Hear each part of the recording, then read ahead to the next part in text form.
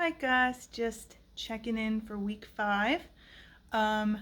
This week was the Homo sapiens presentation that you had available for us.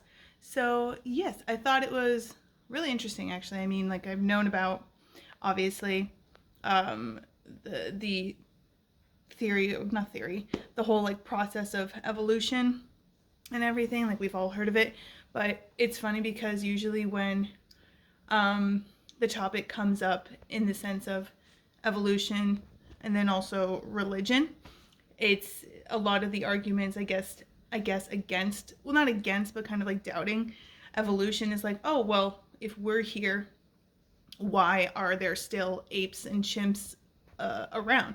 So what I kind of took from this week was that 1.5% difference between us and chimpanzees, that kind of, I guess, explains that a little bit, and also the fact that we're a different species and it's not necessarily like all of the apes and chimps evolved into humans.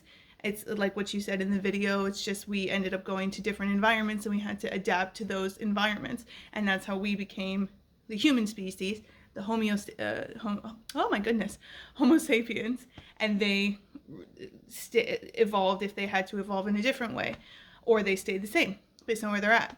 And then also tying it into last week's or a couple weeks ago, I can't remember when the topic of Pangea came out, but the whole fact that we all are basically coming from Africa and we all have a tie to Africa, leading back to the whole point, the fact of at one point all of the continents were attached together, and then like because of drift, that's how we all divided, right? And it makes sense because then depending on where you are in the world, you evolve to that specific kind of like weather pattern or food source or anything like that. And like even nowadays, we live differently than people, let's say, in South America, right? So it's just I like that whole thing, and I find it easier now to be able to explain that to somebody who might not understand. Okay, well, if we're here, why are there still the primates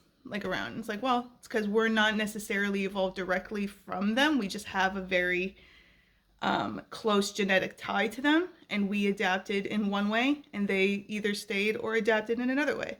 So I like that. I like that whole I like being able to now explain that in a way that makes sense. So yeah, thanks for that. I appreciate it. Talk to you later.